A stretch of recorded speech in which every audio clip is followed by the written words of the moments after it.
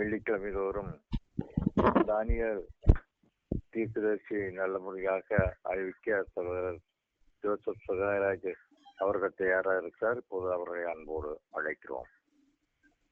கர்த்தருக்குள் பிரியமான சகோதரர்களே, சகோதரிகளே, நாம் 89வது வாரமாக தானியல் புத்தகத்தை ஆராய்ந்து கொண்டிருக்கின்றோம். ஒரு கடினமான அத்தியாயத்தின் பகுதிக்குள்ளாக கடந்து வந்து கொண்டிருக்கிறோம். இந்த பாடுகள் இந்த வாரமும் அடுத்த வாரமும் இருக்கும். இத்துடன் இந்த அதிகாரம் முடிகிறது. அநேக விளக்க உரையாளர்கள் இந்த அத்தியாயத்துல வசனத்தை அப்படியே ஈஸியா ஸ்கிப் பண்ணிட்டு போயிடுறாங்க. காரணம் என்னவென்றால், ரொம்ப போர் அடிக்கிற மாதிரி இருக்குது அப்படிங்கிற மாதிரி, அல்லது தேவையான சோர்ஸ்கள் கிடைக்கல அப்படிங்கிற போது, ரிசோர்சஸ் கிடைக்கலங்கிற போது ஸ்கிப் பண்ணிட்டு போயிடுறாங்க. ஆனா அடியனுடைய வாழ்க்கையில நான் வைத்திருக்கிற ஒரு குறிக்கோள் என்னவென்றால், வேதத்தின் வசனங்கள் ஒரு வசனத்தை கூட விட்டுவிடக்கூடாது, ஆராய்ந்து பார்க்க வேண்டும். தேவனுடைய கிருபையினாலே அப்படிப்பட்ட ஒரு பாக்கியம் கிடைத்திருக்கிறது. இன்றைக்கு நாம் இந்த தானியல் புத்தகத்தின் 11ஆம் அதிகாரத்தின் கடைசி பகுதிக்கு வருகின்றோம். இது 40 முதல் 45 வரை உள்ள வசன பகுதி. அதுல இறுதி போராட்டம் அல்லது வடதிசை ராஜாவின் வெற்றிகள், அதாவது அந்தியோகஸ் எபிபெனஸினுடைய வெற்றிகள் மற்றும் அவனுடைய முடிவு எப்படி இருந்தது என்பதை குறித்ததான பகுதிகள் இந்த 40-45 வசனங்கள் இருக்கிறது. அதுல 40 43 வரை இன்றைக்கு நாம் பார்ப்போம். எஞ்சியுள்ள 2 வசனங்களை அடுத்த வாரம் பார்ப்போம். அத்துடன் இந்த அத்தியாயம் முடியும். பிறகு நாம் 12ஆம் அத்தியாயத்துக்கு கடந்து செல்வோம். 40ஆம் வசனம் சொல்லுகிறது, முடிவு காலத்திலோ என்றால் தென்திசை ராஜா அவனோட முட்டுக்கு நிற்பான். வடதிசை ராஜாவும் ரதங்களோடும் குதிரை வீரர்களோடும் அநேகம் கப்பல்களோடும் சூறை காற்று போல் அவனுக்கு விரோதமாய் வருவான். அவன் தேசங்களுக்குள் பிரவேசித்து அவைகளை பிரவாகித்து கடந்து போவான். இதில் முட்டுக்கு நிற்பான் என்று தமிழில் மொழிபெயர்க்கப்பட்டுள்ளது. அது ஆங்கிலத்திலே பார்க்கிற போது shall attack him என்று சொல்லப்படுகிறது. அப்ப தாக்குதலை தான் இப்படி முட்டுக்கு நிற்பான் என்று சொல்லி, நம்ம முட்டிக்கிட்டு நிக்கிறான் அப்படின்னு சொல்றோம்ல, அந்த மாதிரி மொழிபெயர்த்திருக்காங்க தமிழ்ல. இப்ப இந்த வசனத்தின்படியாக முடிவு காலங்களில் நடைபெறும் விஷயங்கள் என்ன, முடிவு காலத்தில் நடைபெறும் விஷயங்கள் என்னங்கிறதுக்கு முன்னாடி, முடிவு காலம் என்பது எதை குறிக்கிறது என்பதை நாம் பார்க்க வேண்டும். முடிவு காலம் என்று இந்த தரிசனத்தில் கூறப்பட்ட நிகழ்வுகளின் முடிவு அல்லது நிறைவு என்பதை சரியாக குறிக்கிறது. முடிவு காலம்ங்கிறது கர்த்தராகிய இயேசு கிறிஸ்து வரப்போகிற காலம் அல்ல. அதை நம்ம புரிஞ்சுக்கணும். முடிவு காலம் என்பது இந்த தரிசனத்தில் கூறப்பட்ட நிகழ்வுகளின் முடிவு அல்லது நிறைவு என்பதை தான் சரியாக குறிக்கிறது. மேலும் இங்கே தரிசனத்தின் முந்தைய பகுதியில் குறிப்பிடப்பட்ட விவகாரங்களின் முடிவு அல்லது நிறைவை சரியாக வெளிப்படையாக இது குறிக்கிறது. முதல் பார்வையில் இந்த அத்தியாயத்திலும் அதன் பின்வரும் வசனங்களிலும் கூறப்பட்டுள்ளவற்றின் மிக தெளிவான விளக்கம் என்னவென்று பார்ப்போம். முந்தைய வசனங்களில் குறிப்பிடப்பட்ட நிகழ்வுகளின் தொடருக்கு பின்பு அந்தியோகஸ் எகிப்தை ஆக்கிரமித்து ரோமானியர்களின் பயமுறுத்துதலால் அங்கிருந்து விரட்டப்பட்ட பிறகு அவன் தனது ஆட்சியின் முடிவில் மீண்டும் அந்த எகிப்து நாட்டை தாக்கி அதையும் லிபியாவையும் எத்தியோப்பியாவையும் அடிமைப்படுத்துவான். இதை பற்றி தானியல் 11வது அதிகாரம் இந்த இதுல 43ஆம் வசனத்துல நாம் கொஞ்சம் விளக்கமாக பார்ப்போம். அது வரைக்கும் பொறுத்திருங்கள். அங்க இருக்கும்போது வடக்கிலிருந்து வரும் செய்திகள் அவனை பயணத்தை கைவிட்டு மீண்டும் தனது சொந்த நாட்டுக்கு திரும்பும்படி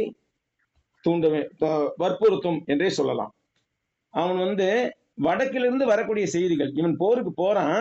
எகிப்து ராஜா அந்தியோகஸ் எபிபெனஸ் எகிப்து ராஜாவோடு போருக்கு போறான். ஆனா அதே சமயத்துல அங்கே அவனுடைய நாட்டிலிருந்து வரும் செய்திகள் அவனை பயணத்தை கைவிட்டு மீண்டும் தன்னுடைய சொந்த நாட்டு திரும்பும்படி கட்டாயப்படுத்தும். இருந்தாலும் இதற்கு பின்பு தானியல் 12:4, 12:9, 12:13 கூறப்படுகிற முடிவு காலம் என்பது உலகத்தின் முடிவு காலத்தை குறிப்பிடுவதாக இருக்கிறது. அதாவது முடிவு என்ற வார்த்தை வெளிப்படையாக மற்றொரு முடிவு அல்லது நிறைவை குறிக்கிறது. எதிர்காலத்தில் நீண்டு செல்லும் உலக விவகாரங்கள் யாவற்றுக்கும் முடிவு வரும் அல்லது நிறைவு பெறும். இந்த உலகில் உள்ள எல்லா விஷயங்களின் இறுதி முடிவு என்ன என்பதைத்தான் அந்த 12ஆம் அதிகாரத்தில் வரக்கூடிய முடிவு காலம் என்பது குறிக்கிறது. அந்த 12 4 9 13 வர்றதை அந்தியோகசி குறிப்பதாக புரிந்து கொள்ள முடியாது. ஏனென்றால் இங்கே கூறப்பட்டிருப்பது அவனது ஆட்சியின் முடிவில் நடக்கவில்லை. அதை நம்ம 12ஆம் அதிகாரத்துக்கு போகும்போது விளக்கமாக பார்ப்போம். இப்ப அடுத்த ஒரு காரியம் பார்க்கும்போது இதே முடிவு காலம் என்பதை பற்றி ஃபோர்பிரி என்ற வரலாற்று ஆசிரியர் அது அப்படித்தான் நிகழும் என்றும், அந்தியோகஸ் உண்மையில் தனது ஆட்சியின் 11வது ஆண்டில் எகிப்தை ஆக்கிரமித்தான், அது அவன் இறப்பதற்கு முந்தைய ஆண்டாகும் என்றும் கூறுகிறார். அப்ப 12 ஆண்டுகள் அவன் ஆட்சி செய்திருக்கிறான். தன்னுடைய ஆட்சியின் முடிவு காலத்திற்கு பக்கத்துல, அதாவது 11ஆம் ஆண்டில அவன் எகிப்தின் மீது படையெடுத்தான். எகிப்தின் மீது படையெடுத்து அவனை ஆக்கிரமித்தான் என்று சொல்லப்படுகிறது. ஆக இவை யாவுமே அந்தியோகஸுக்கு நேரடி பொருத்தத்தை கொண்டிருந்தன. எனவே இவை யாவும் உண்மையான நிகழ்வுகளாக இருப்பதால் இந்த நிகழ்வுகள் நடந்த பிறகு இந்த தீர்க்க தரிசனம் எழுதப்பட்டிருக்குமோ என்று சந்தேகிக்கும் விதமாக இருக்கிறது. ஆனால் அந்த ஃபோர்பிரி என்பவர் எழுதிய 15 புத்தகங்கள் தொலைந்து போய்விட்டன. மேலும் தானியல் புத்தகம் குறித்து ஜெரோம் என்பவருடைய விளக்கமுறையில் காணப்படும் அந்த ஃபோர்பிரியின் எழுத்தாக்கங்களின் சிறு சிறு துணுக்குகள் மட்டுமே பாதுகாக்கப்பட்டு வைக்கப்பட்டன. அதன் மூலமாகத்தான் நாம் அறிந்து கொள்கிறோம். ஜெரோம் குறிப்பிடும் ஃபோர்பிரியின் கூற்று அந்தியோகஸின் கடைசி நாட்கள் பற்றிய வரலாற்றின் உலகளாவிய சாட்சியத்துக்கு முரணானதாக இருக்கிறது. மேலும் குறிப்பிடப்பட்ட நிகழ்வுகளுக்கு பிறகு இது எழுதப்பட்டிருக்க வேண்டும் என்று தோன்றும் வகையில் ஃபோர்பிரி இந்த விஷயத்தில் வரலாற்றை பொய்யாக்கினார் என்ற பொதுவான எண்ணத்தை ஏற்படும் அளவுக்கு இந்த அறிக்கையில் சில சாத்தியக்கூறுகள் உள்ளன. ஆனால் இந்த ஃபோர்பிரியின் கூற்று சரியாக இருந்தால் இதை அந்தியோகஸுக்கு பயன்படுத்தின எந்தவித சிரமமும் இருக்காது. இருப்பினும் அந்தியோகஸை பொறுத்தவரை மேலே குறிப்பிட்ட தொடர்ச்சியான நிகழ்வுகளுக்கு பிறகும் தானியல் 11:30 உள்ள குறிப்புகளில் கூறப்பட்டுள்ளபடி ரோமானிய தூதர்களின் அதிகாரத்தால் ஓய்வு பெற வேண்டிய கட்டாயத்துக்கு பிறகும் அவன் எகிப்தை ஆக்கிரமிக்கவில்லை என்று ஒரு பொதுவான நம்பிக்கையாக உள்ளது. ஆக அந்த முடிவு காலம் என்பது அந்தியோகஸ் எபிபனஸின் முடிவு காலம் என்றுதான் நாம் சொல்ல முடியும். இதுக்கு மேல இதை பற்றி விளக்கம் நான் புத்தகத்துல போட்டிருக்கிறேன், இதுல பிடிஎஃப்ல போட்டிருக்கிறேன், நீங்க பாத்துங்க. அதெல்லாம் கொஞ்சம் போர் அடிக்கிற மாதிரி இருக்கும். அதனால தொடர்ந்து நம்ம இதை முடிச்சுக்குவோம். இந்த கண்ணோட்டத்தில் முடிவு காலத்தில் என்ற சொற்றொடர் அந்தியோகஸ் ஆட்சியின் முடிவு காலத்தை மாத்திரம் குறிப்பதாக இல்லை, மாறாக மேதியனான தரியுவின் காலத்திலிருந்து அந்தியோகஸ் ஆட்சியின் இறுதி காலம் வரை சத்திய எழுத்தில் பதிவு செய்யப்பட்டுள்ளபடி தேவதூதன் குறிப்பிடம் முழுமையான வரலாற்று தொடரின் முடிவு காலத்தை குறிக்கிறது. இது சுமார் 350 ஆண்டு காலத்தை உள்ளடக்கிய நிகழ்வுகளின் தொடராகும். மேதியனாகிய தரியுவிலிருந்து அந்தியோகஸ் வரைக்கும் 350 ஆண்டுகள் காலத்தை உள்ளடக்கிய நிகழ்வுகளின் தொடர்பு. அப்ப இந்த முடிவு காலம் என்பது அந்த தரியுவின் ஆட்சி தொடங்கி அந்தியோகஸ் ஆட்சியின் வரைக்கும் இருக்கிற அந்த காலத்தின் முடிவு என்பதை இந்த வசனம் குறிப்பிடுகிறது என்று சொல்லலாம். இந்த நீண்ட காலத்தை குறிப்பிடும் போது 11 ஆண்டுகள் மட்டுமே இருந்த அந்தியோகஸின் 12 ஆண்டுகள் மட்டுமே இருந்த அந்தியோகஸின் முழு ஆட்சியையும் முடிவு காலம் என்று கருதலாம். எப்படி தரிய காலத்திலிருந்து மொத்தம் 350 கால வரலாறு முடிய போதுங்கிறார் தூதனு. அப்ப இந்த 350 ஆண்டு காலத்துல முடிவு காலம் என்பது எது? அந்தியோகஸ் ஆட்சி செய்த 12 ஆண்டு காலம். அதான் முடிவு காலம், கடைசி நாட்களில் என்று சொல்லுகிறார் இல்லையா? இப்ப இரண்டாவது யுகத்தின் முடிவை கடைசி நாட்கள் சொல்றாரு. அது மாதிரி இங்க முடிவு காலம் என்பது அந்த 350 ஆண்டு கால வரலாற்றில் அந்த கடைசி 12 ஆண்டுகள், அது நிச்சயமாக அது அந்தியோகஸ் ஆட்சியின் காலம். அதைத்தான் முடிவு காலம் என்று சொல்லுகிறார். இது உண்மையில் முழு காலகட்டத்திலும் மிகவும் பேரழிவு தந்த ஒரு பகுதியாக இருந்தது. இது அந்தியோகஸ் ஆட்சி காலம். அதுக்கு முன்னாடியும் இவர்களை அழித்துக் கொண்டு இருந்தார்கள்.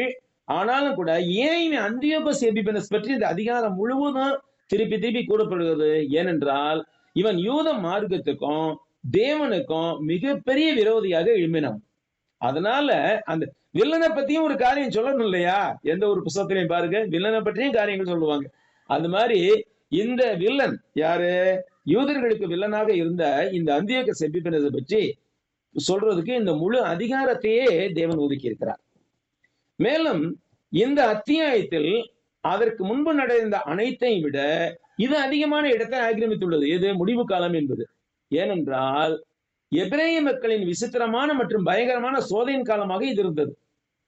ஆனால் அது விஷயத்தின் முடிவாக, அதாவது யூதர்கள் துன்புறுத்துதலின் தொடர்ச்சியான வரலாற்றின் முடிவாக, தேவதூதரின் கண்கள் நிலை நின்ற நிகழ்வுகளின் முடிவாக உள்ளது. இதை தேவதூதன் அறிவிக்கும் போது நிச்சயமா அவன் கண்ணீர் விட்டிருந்திருப்பான். மேலும் இவைகள் முன்கூட்டியே அறியப்பட வேண்டியவை. எனவே இந்த வசனங்களில், அதாவது தானியேல் 11:40-45 தூதன் முடிவு காலம் என்று அழைக்கும் காலத்தில் என்ன நடக்கும் என்று சுருக்கமாக கூறுகிறான். இந்த தொடரின் முக்கியமான நிகழ்வுகளின் முன்னறிவிக்கப்பட்ட முடிவு வர வேண்டிய காலம். மேலும் இது அந்தியோகஸின் சுருக்கமான மற்றும் கொடிய நிகழ்வுகள் நிறைந்த ஆட்சிக்கு முடிவு ஏற்பட்ட காலமாகவும் உள்ளது. மொத்தத்துல 350 ஆண்டு கால வரலாற்றின் முடிவு காலம். இந்த அந்தியோகஸ் பொறுத்த வரைக்கும் அந்தியோகஸின் சுருக்கமான ஆட்சி மற்றும் கொடிய நிகழ்வுகள் நிறைந்த ஆட்சி முடிவு ஏற்பட்ட காலமாகவும் உள்ளது. இந்த முடிவு காலத்தில் என்ன செய்வான்? தென்றிசை ராஜா. இவன் யாரு? எகிப்தின் ராஜா. தானியேல் 11:5-6 நம்ம பார்த்தோம் இதை பத்தி. அது 11-9 இந்த ராஜா பற்றி கூறப்படுகிறது. எகிப்தின் ராஜாவை தான் தென்றிசை ராஜா என்று சொல்லப்படுகிறது. அவனோடு முட்டுக்கு நிற்பான். யாருக்கு? அந்தியோகஸோடு முட்டுக்கு நிற்பான், தாக்குவான், அந்தியோகஸை எதிர்த்து தாக்குவான். முந்தைய வசனத்தில் குறிப்பிடப்பட்டுள்ள போர்களைப் போலவே அவனை யாரை? அந்தியோகஸ் எபிமெனஸை கோலாசெரியா மற்றும் பாலஸ்தீனத்திலிருந்தும் எகிப்திலிருந்தும் வெளியேற்ற முயற்சி செய்வதில் தென்றிசை ராஜா முட்டுக்கு நிற்பான். அதாவது அவனை எதிர்த்து தாக்குவான். அவனை எப்படியாவது கொலோசிரியா, பலஸ்தீனம், எகிப்திலிருந்து வெளியேற்றணுங்கிறதுக்காக அவன் தாக்க தொடங்கும். இதை பற்றி தானியேல் 11:25, 11:29, 30 ஆகிய வசனங்களில் விவரமாக படித்துள்ளோம். அதனால கடந்து போகிறோம். வடதிசை ராஜா யாரு? தென்றிசை ராஜா அவனோடு முட்டுக்கு நிற்பான். வடதிசை ராஜாவும் இவர்களோடு குதிரை வீரர்களோடும் அநேக கப்பல்களோடும் வருவான் என்று சொல்லுகிறது. இந்த வடதிசை ராஜா என்பது சிரியாவின் ராஜாவாகிய அந்தியோகஸ் எபிமெனஸ். இவன் எகிப்தின் ராஜாவுக்கு எதிராக வருவான். அவன் தனது நிலங்களை மீண்டும் மீண்டும் ஆக்கிரமிப்பான். இவன் எப்படி வருவானா? வடதிசை ராஜா, அதாவது அந்தியோகஸ் எபிமெனஸ், ரதங்களோடும் குதிரை வீரர்களோடும் அநேகம் கப்பல்களோடும் வருவான். இவை அனைத்தும் எகிப்தின் மீதான அந்தியோகஸின் தொடர்ச்சியான படையெடுப்புகளில் உண்மையாகவே நிகழ்ந்தவை. ரதங்களோடும் குதிரை வீரர்களோடும் அநேகம் கப்பல்களோடும் எப்படி வருவானா? சூறை காற்று போல் அவனுக்கு விரோதமாக வருவான். அவன் எகிப்தை ஆக்கிரமித்த போது தனக்கு முன்னால் உள்ள அனைத்தையும் துடைத்து செல்வது போல பயங்கரமான வகையில் வருவான். பாருங்க, சுனாமி வந்த போது அங்க வேளாங்கண்ணியில அந்த கோயில் ஃபாதர்ஸ் லாட்ஜில் நின்றுகிட்டு இருந்த ஒரு ஃபாதர் சொல்றாரு, அந்த கடல் கண்ணங்கரேன்னு ஒரு பெரிய அலை மாதிரி வந்தது. அப்படியே ஸ்வீப் பண்ணிக்கிட்டு போயிட்டு பழைய வேளாங்கண்ணி வரைக்கும் போயிட்டு திருப்பி வந்தது. அப்ப பார்க்கும்போது எல்லாமே கழுவி எடுத்தது மாதிரி இருந்துச்சு அப்படிங்கிற. ஸ்வீப்பிங், கிளீன் ஸ்வீப்னு சொல்லுவாங்க இல்லையா? அது மாதிரி இவன் அந்தியோகஸ் எபிமெனஸ் எகிப்தை ஆக்கிரமித்த போது தனக்கு முன்னால் உள்ள அனைத்தையும் துடைத்து செல்வது போல பயங்கரமான வகையில் வருவான். சுனாமியை போல, சூறை காற்று போல வருவான். மெம்பிஸையும் எகிப்து தேசத்தின் சிறந்த பகுதியையும் அவன் கைப்பற்றிய போது, தாலமியின் ஆளுமையை அவன் கைப்பற்றிய போது அவன் இதை செய்தான். இதை பற்றி 11:25-27 நம்ம ஏற்கனவே விரிவாக படித்துள்ளோம். சூறை காற்று போல வருவான். அவன் தேசங்களுக்குள் பிரவேசிப்பான். எந்த தேசங்களுக்குள்? கொலோசிரியா, பலஸ்தீனம், எகிப்து மற்றும் அருகிலுள்ள நாடுகளுக்குள் நுழைவான். அவைகளை பிரவாகித்து கடந்து போவான். பிரவாகம்னா என்னது? அப்படியே மூழ்கடிக்கிறது. அதான் பிரவாகம் என்று சொல்லக்கூடியது. அவைகளை பிரவாகித்து கடந்து போவான். அவைகளில் நிரம்பி வழிந்து கடந்து போவான். வெள்ளம் போல அவன் தன் படைகளை இந்த நாடுகளின் மீது பரப்புவான். இது தானியேல் 11:22 நம்ம பார்த்தோம் ஏற்கனவே. அடுத்து 41வது வசனம், அவன் சிங்காரமான தேசத்திலும் வருவான். சிங்காரமான தேசத்திலும் வருவான். அப்பொழுது அநேக தேசங்கள் கவிழ்க்கப்படும். ஆனாலும் ஏதாமும் மோவாபும் அம்மோன் புத்திரரில் பிரதானமானவரும் அவன் கைக்கு தப்பி போவார்கள். இப்படி வசனம் சொல்லுது. இந்த வசனம் என்ன சொல்லுதுன்னு பார்ப்போம். அந்தியோகஸ் தொடர் செயல்களை பற்றி இந்த வசனம் சொல்லுகிறது.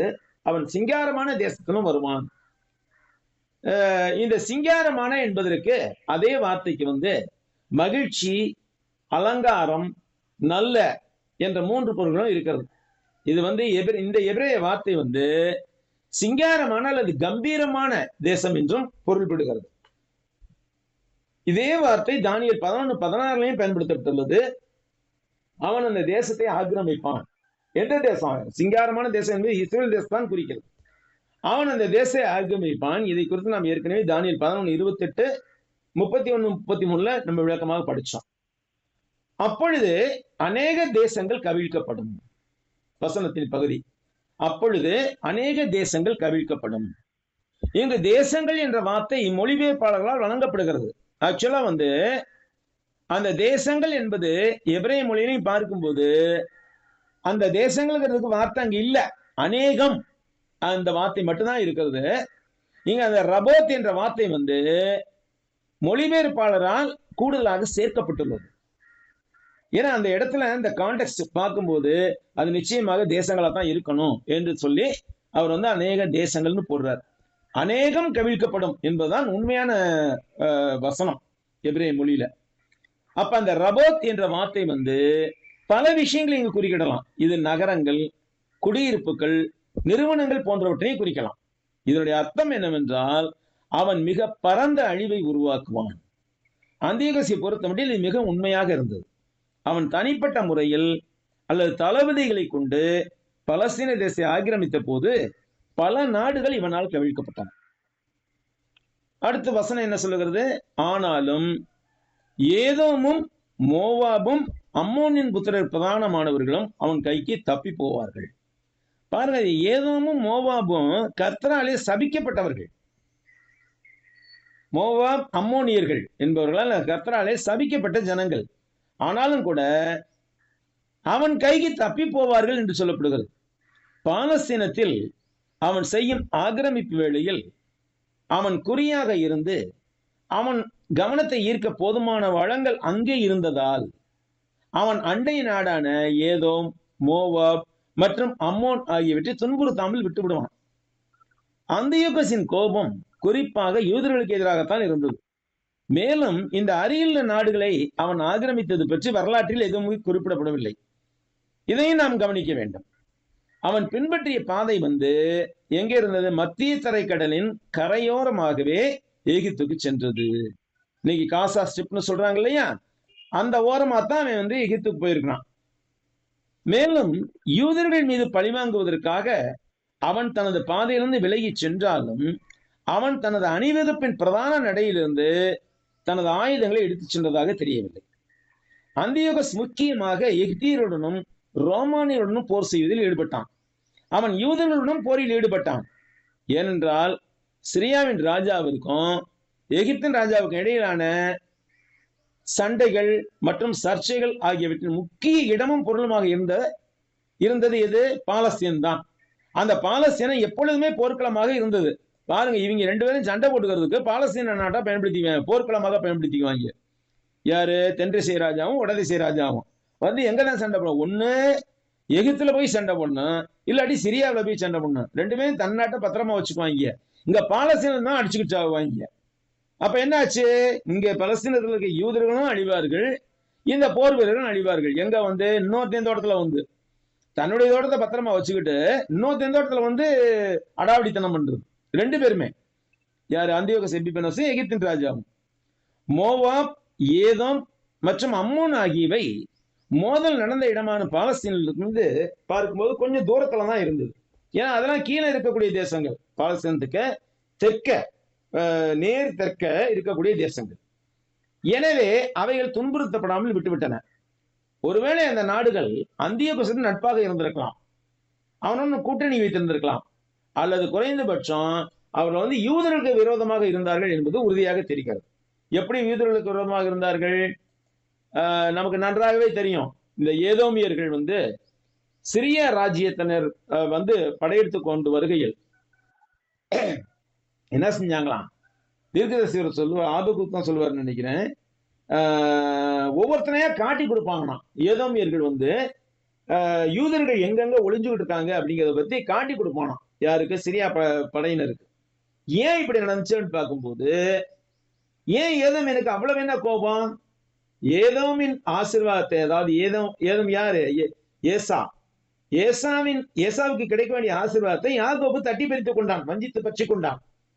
அப்படி அவன் வஞ்சித்து பற்றி கொண்டதனால் தான் நமக்கு ஒன்றுமில்லாமல் போய்விட்டது என்று ஏசாவின் சந்ததியாகிய ஏதோமியர் நினைத்தார்கள். அவங்க ஏசாவும் யாக்கோபும் சமாதானம் ஆயிட்டாங்க. ஆனா பிற்பாடனுடைய சந்ததிகள் எப்பயுமே வஞ்சிருக்கக்கூடிய ஒரு லெவல்ல தான் இருந்தாங்க ஏதோமியர்கள். அப்ப எதிரிக்கு எதிரி தனக்கு நண்பன் என்ற கோட்பாட்டின்படி அந்தியோகஸ் ஏதோமியர்களுடனும் அந்த மற்ற 2 மோவாப் அம்மோனியர்களுடனும் என்ன செய்தான்? நட்புறவு கொண்டிருந்தான். எதிரிக்கு எதிரி தனக்கு நண்பன். அப்ப யூதர்களுக்கு எதிரி யாரு? மோவாப், ஏதோம், அம்மோன். அப்ப இவனும் எதிரி யாரு? அந்தியோகஸ் எபிபனஸ். அதனால எதிரிக்கு எதிரி தனக்கு நண்பன் என்ற கோட்பாடுபடி அந்தியோகஸ் இந்த நாடுகளுடன் நட்புறவு கொண்டிருந்தான். யூதாஸ் மக்காபேஸ் அவருடன் போரில் ஈடுபட்டதாக தெரிகிறது. இதன் விளைவாகவும் அவர்கள் அந்தியோகசுடன் கூட்டணி வைத்திருக்க வேண்டும். இந்த யூதாஸ் மக்காபேர் என்பவர் ஒரு மிகப்பெரிய லீடர். இன்னைக்கு எப்படி நம்ம காந்தி ஒரு லீடரு, போஸ் ஒரு லீடர் அப்படின்னு சொல்றோம் இல்லையா நம்ம நாட்டுல, அது மாதிரி யூதாஸ் மக்காபேஸ் என்பவர் பழைய ஏற்பாட்டு காலத்துல, அந்த பழைய ஏற்பாட்டின் முடிவு காலத்துல யூதர்களுக்கு ஒரு பெரிய வரலாற்று தலைவராக இருந்தார். யாரெல்லாம் எதிரிகளோ யாரெல்லாம் விரோதிகளோ அவர்களுடன் போரிட தைரியமாக சென்றவர் அவர். அதனால இவர் மோவாப், ஏதோம், அம்மோன் மேலும் போரிட சென்றார். அதனால கூட அவங்க என்ன செஞ்சிருக்கலாம்? அந்த நாடுகள் அந்தியோகஸ் கூட்டணி வைத்திருக்க வேண்டும், அல்லது வேறு வழியில் அந்த அந்தியோகஸ் எபிபனஸ் நலன்களை இவர்கள் ஊக்குவித்திருக்க வேண்டும். எப்படி பார்த்தாலும் எதிரிக்கு எதிரி தனக்கு நண்பன் அப்படிங்கிற மாதிரி இவர்கள் யூதர்கள் அந்த நாட்டை எதிர்த்த காரணத்தினால அந்த நாடுகள் சிரியாவின் ராஜாவை அந்தியோகஸ் எபிபனஸுக்கு சப்போர்ட் பண்ண ஆரம்பிச்சன. இதற்கான ஆதாரங்கள் சில வசனங்கள் இருக்குது, மக்காபேர் புஸ்தகத்துல இருக்குது. 1 மக்காபேர் 4ஆம் அதிகாரம் 60-61 இந்த மாதிரி சொல்லப்படுது. முன்பு போல வேற்றினத்தார் உள்ளே சென்று தீட்டுப்படுத்தாதவாறு அவர்கள் ஜீயோன் மலையை சுற்றிலும் உயர்ந்த மதில்களையும் உறுதியான காவல் மாடங்களையும் அப்போது எழுப்பினார்கள். மேலும் காவற் படை ஒன்றை யூதா அங்கு நிறுத்தினார். யூதா மக்கபேஸ் இதுமேயாவுக்கு எதிரே இஸ்ரவேல் மக்களுக்கு கோட்டையாக விளங்கும்படி பெஸ்ஸூரையும் வலுப்படுத்தினார். அதே மாதிரி அதே புத்தகத்துல 5ஆம் அதிகாரத்துல 3 மற்றும் 6-9 வசனங்கள் சொல்லுகிறது. இதுமேயாவில் இருந்த அக்ரபத்தேனில் ஏசாவின் மக்கள் இஸ்ரவேலரை முற்றுகையிட்டிருந்ததால் யூதா அவர்களை கடுமையாக தாக்கி வீழ்ச்சியுறச் செய்து கொள்ளை பொருட்களையும் எடுத்து வந்தார். பிறகு அவர் அம்மோனியரை தாக்க சென்ற போது வலிமை மிக்க படையையும் திரளான மக்களையும் அவர்களின் தலைவரான தீமோத்தேயுவையும் கண்டார். இந்த தீமோத்தேயு வேற, பழைய ஏற்பாட்டு தீமோத்தேயு. அவர்களோடு போர்கள் பல புரிந்து அவர்களை நிலைகுலையை செய்து அழித்தார். யாசேர் நகரையும் அதை சேர்ந்த ஊர்களையும் கைப்பற்றிய பின் யூதேயா திரும்பினார். தங்கள் நாட்டில் வாழ்ந்து வந்த இஸ்ரவேலரை அழிப்பதற்காக கிளையாத்தில் இருந்த புற இனத்தார் அவர்களுக்கு எதிராக அணிதிரண்டனர். எனவே இஸ்ரவேலர்கள் ததமா கோட்டைக்கு தப்பி ஓடினார்கள் என்று சொல்லப்படுது. இதெல்லாம் யூதானுடைய போர் விவரங்கள், யூதா மக்காபேஸ் செய்த போர் விவரங்கள். இந்த போர்கள் எல்லாம் இந்த அம்மோன் புத்திரரையும் மோவாபியரையும் ஏதோம் புத்திரரையும் இஸ்ரவேலுக்கு எதிராக அந்தியோகஸோடு கூட்டணி வைக்கிச்சது. எனவே இந்த நாடுகள் உண்மையில் அந்தியோகஸின் படையெடுப்பில் இருந்து பாதுகாப்பாக இருந்தன. இதுவரை தீர்க்கதரிசனம் உண்மையில் நிறைவேறியுள்ளது. அதுல பின்வருவனத்தை சேர்க்க முடியும். அந்த காலகட்டத்திலிருந்து தீர்க்க தரிசனம் சரியாக பயன்படுத்தக்கூடிய எந்த நிகழ்வும் நடக்கவில்லை என்று சொல்லப்படுகிறது. மற்றும் எந்த இயற்கையான அறிவும் இதை முன்னறிவித்திருக்க முடியாது. எனவே அந்தியோகஸ் நாட்களுக்கு முன்பே தீர்க்க தரிசனம் கூறப்பட்டிருப்பதால் இது தெய்வீக ஏவுதலின் விளைவாக கூறப்பட்டிருக்க வேண்டும் என்று முடிவு செய்ய முடியும். அடுத்து 42வது வசனம், தானியேல் 11:42. அவன் தேசங்களின் மேல் தன் கையை நீட்டுவான், எகிப்து தேசம் தப்புவதில்லை. அந்தியோகஸ் மேலும் என்ன செய்வான் என்று கூறப்படுகிறதுல, தேசங்களின் மேல் தன் கையை நீட்டுவான். அவன் அந்நிய நிலங்களை ஆக்கிரமிப்பவனாக இருப்பான் என்பதுதான் இது அர்த்தமாக உள்ளது. தனது ஆட்களை அந்நிய தேசங்களுக்கு அனுப்பி அவற்றை கைப்பற்றுவான். எகிப்து தேசம் தப்புவதில்லை என்று சொல்லுகிறது வசனம். எகிப்து தேசமும் தப்புவதில்லை. மோவாப் ஏதோம் அம்மோன் தேசம் தப்பிக்கும், ஆனால் எகிப்து தப்பிக்காது. இந்த 11:25-28 வசன விளக்கத்துல அவன் உண்மையில் மெம்பிஸ் மற்றும் எகிப்தின் தலை சிறந்த பகுதியை கைப்பற்றான் என்று பார்த்தோம். மேலும் அவன் ராஜாவின் ஆளுமையை கூட பெற்றான் என்பதை நாம் ஏற்கனவே படித்திருக்கிறோம். அடுத்து 43வது வசனம். எகிப்தினுடைய பொன்னும் வெள்ளியுமான ஐஸ்வர்யங்களையும் உச்சிதமான எல்லா வஸ்துக்களையும் அவன் ஆண்டு கொள்வான். லீபியரும் எத்தியோப்பியரும் அவனுக்கு பின் செல்வார்கள். அந்தியோகஸ் எவற்றை ஆண்டு கொள்வான் என்று சொல்லப்படுகிறது? எகிப்தியுடைய பொன்னும் வெள்ளியுமான ஐஸ்வர்யங்களையும் எகிப்தின் அனைத்து விலைமதிப்பற்ற பொருட்களையும், பணக்காரர்களுடைய நிலங்கள், பொது கட்டடங்கள், அரசு அரண்மனை உள்ளடக்கங்கள், கலை படைப்புகள், நினைவு சின்னங்கள், புத்தகங்கள் மற்றும் போர்க்கருவிகள், இது எல்லாமே இவன் வசமாய் வரும், ஆண்டு கொள்வான். அடுத்து உச்சிதமான எல்லா வஸ்துக்களையும் ஆண்டு கொள்வான். தங்கம் மற்றும் வெள்ளி பொக்கிஷங்கள் மீதும் அவனுக்கு அதிகாரம் இருக்கும்.